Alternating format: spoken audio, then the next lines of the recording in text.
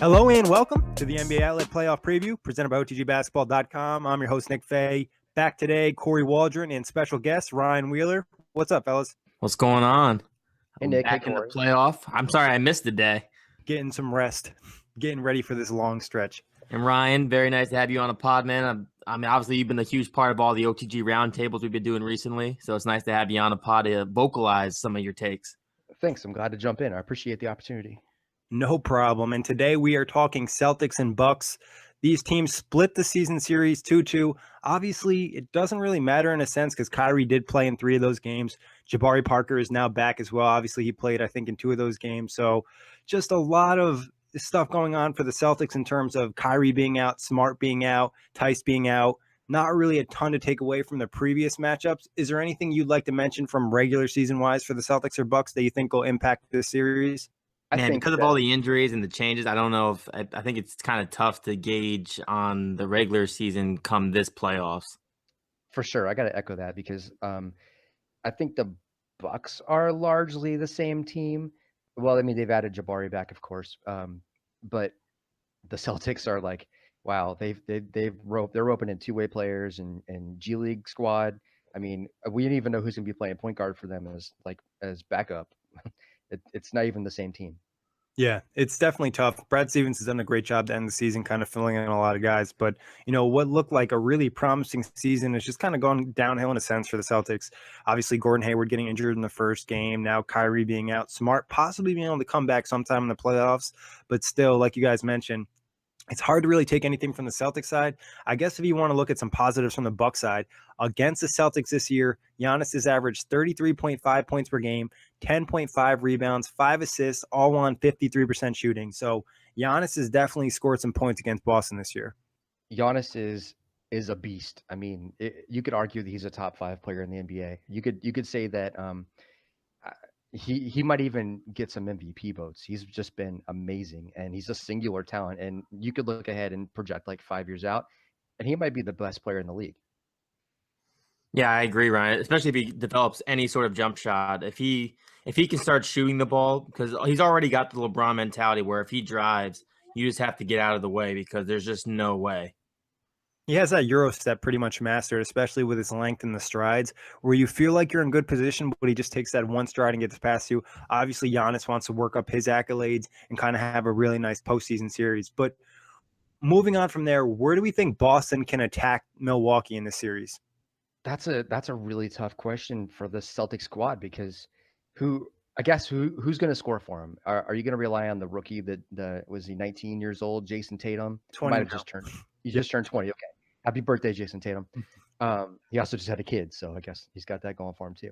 Are they going to really rely on Jason Tatum and Jaylen Brown to kick in 20, 25 points a night? Because otherwise, who's scoring for this Boston team? Yeah, I agree. The Celtics are. It's funny because for the last 2 months, I think I've been getting farther and farther down on the Celtics. Yeah, they've continued to win. I know they have a couple really nice wins. They beat the Raptors, I know, late in the season. So they keep winning with this assortment of guys. I know Marcus Morris has been really good for them. Obviously, Al Horford's been consistent and everybody else. But, you know, in the playoffs, it's different. And obviously, Brad Stevens is a hell of a coach. But their best bet is, you know, they're really going to have to slow down the tempo. And they're going to have to play a lot of half-court sets. I mean, obviously, Milwaukee's going to want to try and get out and run because that's how they flourish when they're in the transition.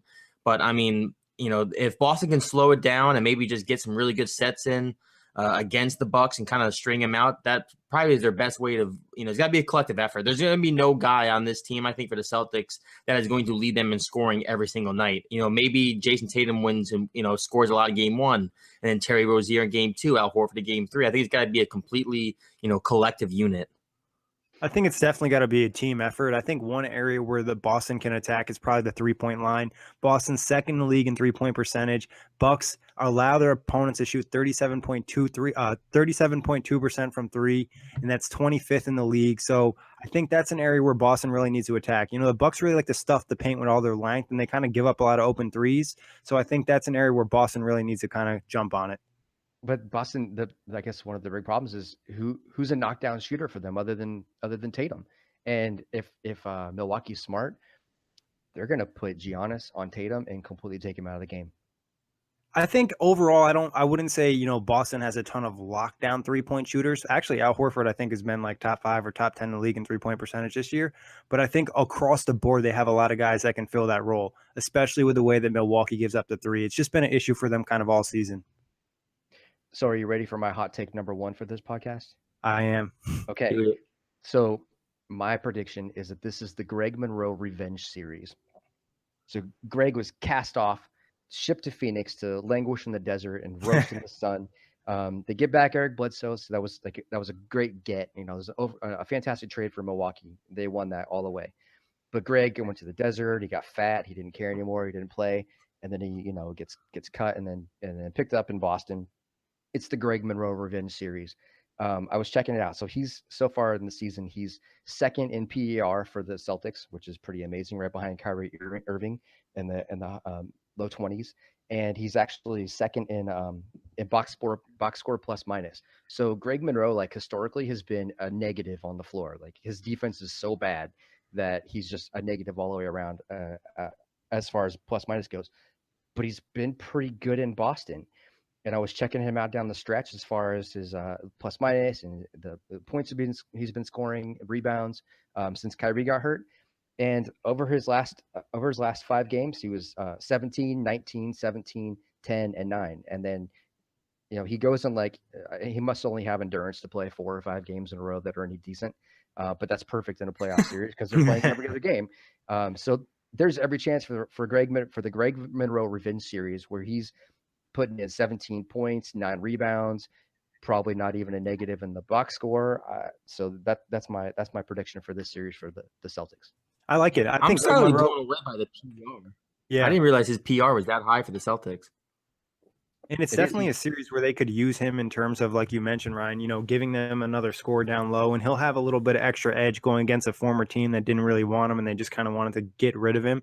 So I think it could be a big series for Monroe, and I'm sure Boston would be very happy about that. I just want to say one thing. The one thing in favor of this hot take by Ryan, I do think because I'm not a big fan of Thon Maker. Like I was really high on him to start this year, and he's kind of let me down in a huge way. And I think him and Henson are kind of soft as bigs. So I really could see, maybe a lineup where we actually see, a lot of Greg Monroe and Al Horford on the floor at the same time. And they try and just bully the ball down low. And maybe that could help space out the floor for the shooters that you mentioned, Nick. If they can get Al Horford and Greg Monroe going down low, it might open up the floor, if they start crowding the paint for a guy like, Tatum and Jaylen Brown and Rozier. Yeah, especially Monroe, who's a very good passer from the big man position. Looking at it from the Bucks side, where can the Bucks attack the Celtics? They're just fast and they're so long. And I mean, like you said, Giannis can take one step and he's gone from the free throw line or the 3-point line and he's dunking the basketball. Like the dude can just reach up and dunk and he gets by everybody. So there's all the potential in the world for Giannis to be putting in 40 points a game in this series.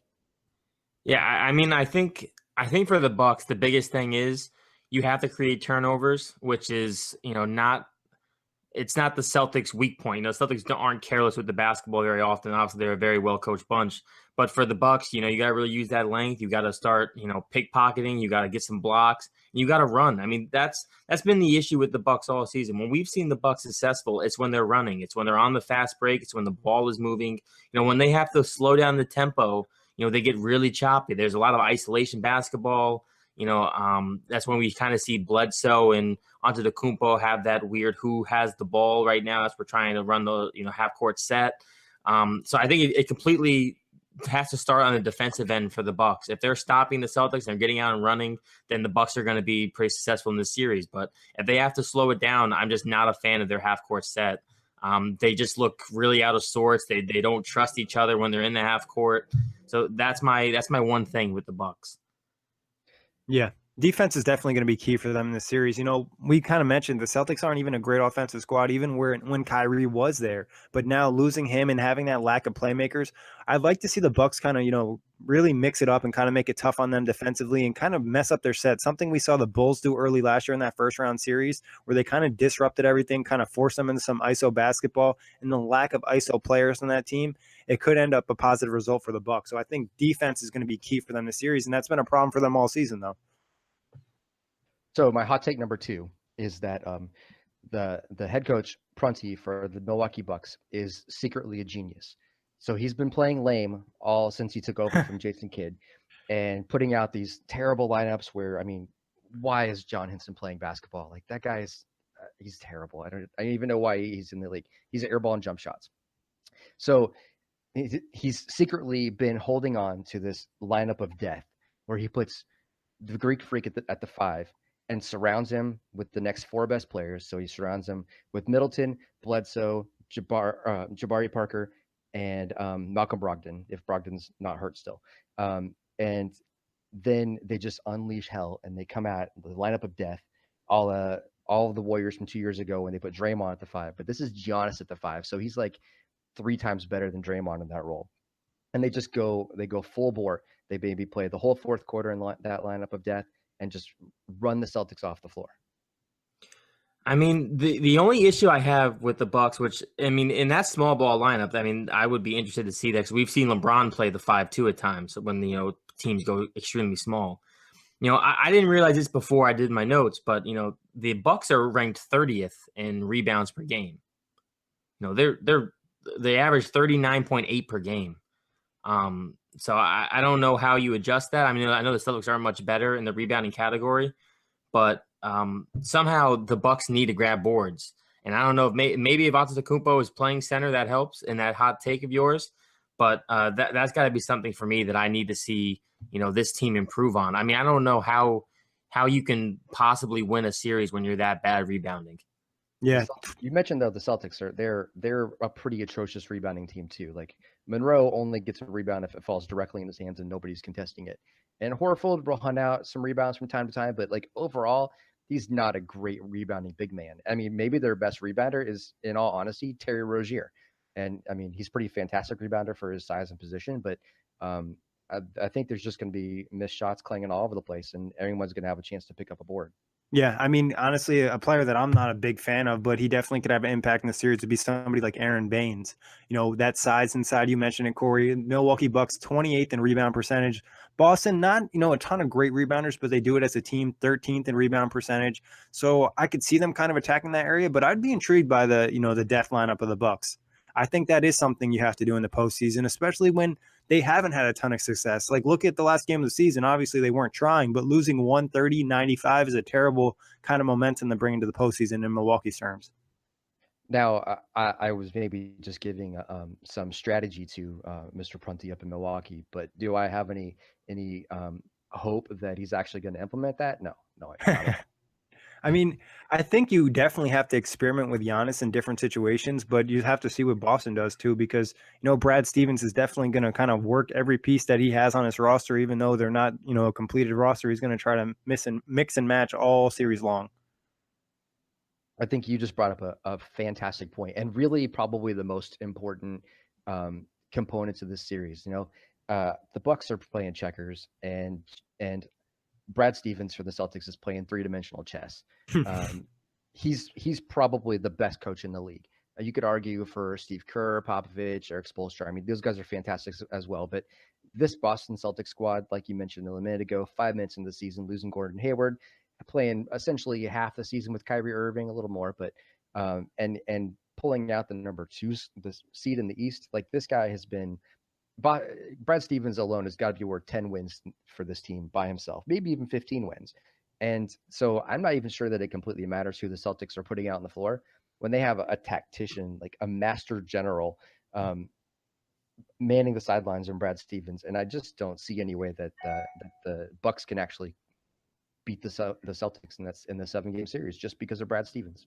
Yeah, no, Stevens will be a huge factor. Talking about factors and matchups and things, what are going to be some key matchups in this series? I mean, I can start off right. Who's going to guard Antetokounmpo, right? I mean, that's like the biggest one, obviously. Like you mentioned when you rattled off Antetokounmpo stats against the Celtics, what was it, 30, 10, and 5? 33, 10, and 5. Yep, on Right. 53% plus from the field. Well, spoiler alert, that's not changed. If anything, those numbers might even get more inflated. I wouldn't be surprised if he averages, 35, 12, and 7, just a slight inflation. There's no one on this Celtics team that can stop him. I'm sure they're going to double team him on the drive, but then if you double team him on the drive, you're leaving open to Middleton, a Brogdon if he's healthy, and a Bledsoe. So I think Antetokounmpo is going to be the biggest issue, obviously, which, I guess that goes without saying, because when you're, a Greek freak and you have that kind of nickname and that kind of reputation, obviously you're going to be a mismatch. But I think that to me is the biggest matchup and mismatchup in this entire series. I think a good rule of thumb to follow is who is the best player in the series. And hands down, zero competition. As we've been saying over and over again, it's Giannis. And there's a definite scenario where Giannis could just absolutely own this series. He could look like Anthony Davis did a couple years ago when the Pelicans got swept in the first round. But he was putting on 40, 45 points, and he was a one-man wrecking crew. And I think that the Bucks stand a little bit better chance than AD's undermanned squad from 2 years ago. But you brought up a great point. Like Giannis could very well swing the series all by himself. You can make a case where Jaylen Brown can kind of maybe slow him down a little bit because he's pretty stout on defense, and then some double teams from Horford, who is in the Defensive Player of the Year running and definitely one of the top defenders in the league. But just on the whole, man, Giannis is ungodly. There's just no way you're going to prevent him from getting 30.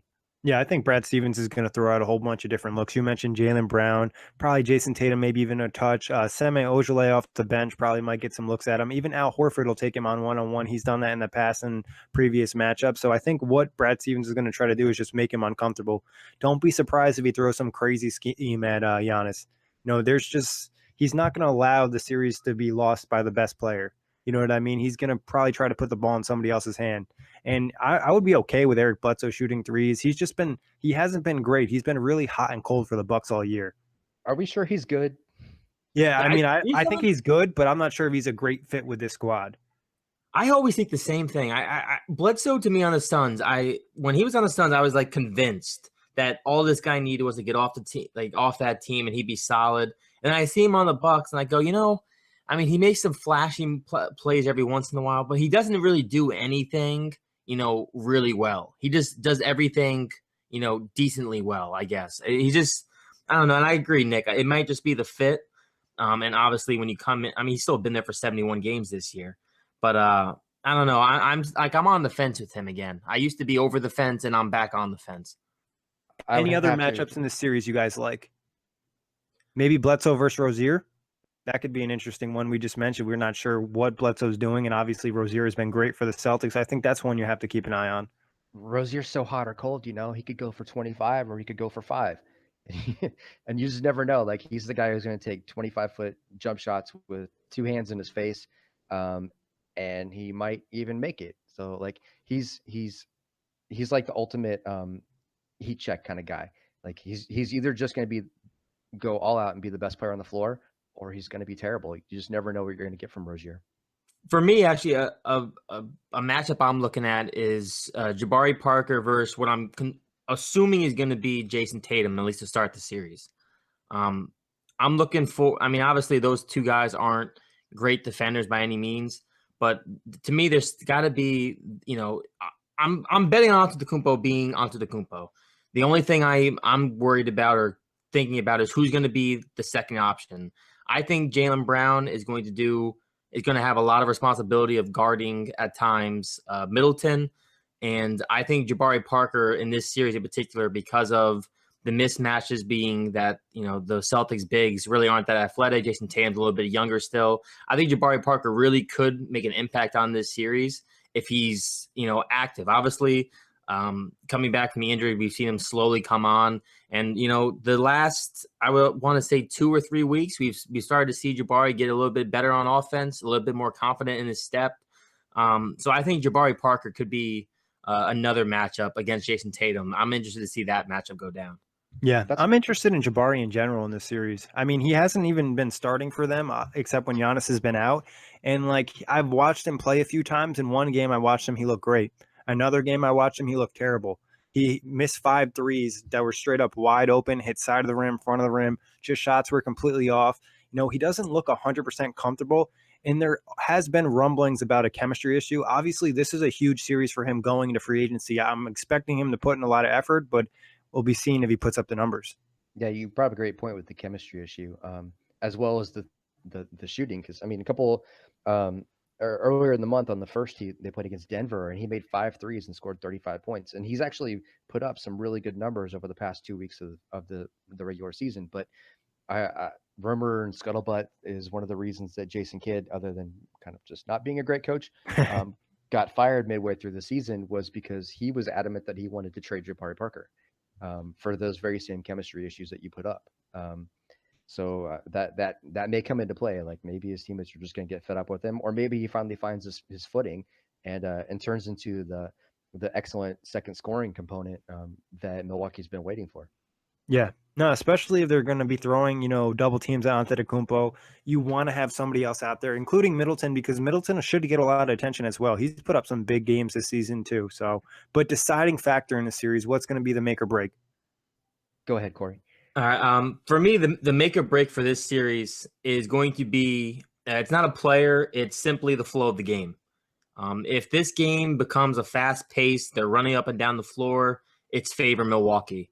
If this game is slowed down, the Celtics are running sets, then it's favor Celtics. I think this game is completely going to be based on pace. I don't think Celtics want to get into a running gun up the floor battle with the Bucks, and I don't think the Bucks want to have to slow it down. So for me, it's all about pace. Who can play their style of game the most in this series? You brought up some great points, and for the Celtics to win, it's going to be all about their structure and their system.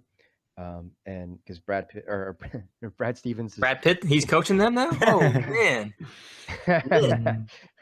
sorry about that. Brad Stevens he's amazing, and he's got such an excellent system in there in Boston. But if that length in Milwaukee can get in the way, because they're so long all across all 5 positions. They can disrupt passing lanes, and they can get steals, they can get blocks. If they can get the Celtics off their game, then I think they can steal a couple of contests in the series and maybe even take it to 6 or 7. But ultimately, for real, like I said earlier, I think it really comes down to Giannis versus Brad Stevens, and whoever can win that matchup. Yeah, I agree. I think coaching is going to be huge. Obviously, Brad Stevens is shorthanded talent-wise. I think you could make the argument Milwaukee has more talent. It's just about the fit on that roster, and then obviously coaching, like you mentioned with Prutney. So I think that's going to be a big factor, and I have a lot of confidence in Brad Stevens, especially what we've seen from him this season. Prediction for the series? Celtics in 6, but then they're going to lose in the second round. Okay,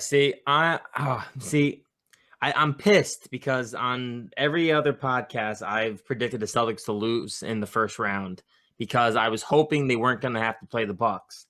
But I have no faith in the Bucks, unfortunately. I don't think they're going to be able to win this series, but I do think it goes 7. So I'm saying Celtics in 7. I'm going Celtics in 6. I mean, I think, obviously Boston drew a great hand in Milwaukee, a team that's just not playing well going to the postseason. They're just not hitting full cylinder. Obviously, Giannis gives them a chance, but still, I'm liking Boston in 6. MVP of the series. Could you be the MVP on a losing team? We're going to say no. Then I think it's going to be the rookie Jason Tatum. I think he's going to score 18 points a game, and he's going to pick up that scoring load that they're going to be missing from Kyrie, and he's going to carry him to the second round. I'm going to go with old reliable. I'm going to go with Al Horford. I think I'm not saying he's going to do anything spectacular. I'm guessing he's going to have at least 2 20-point games this series, and he's going to have, at least 1 or 2 games where he's knocking on the door of a triple-double. So I'm going to go with Al Horford. I'm going with Jaylen Brown.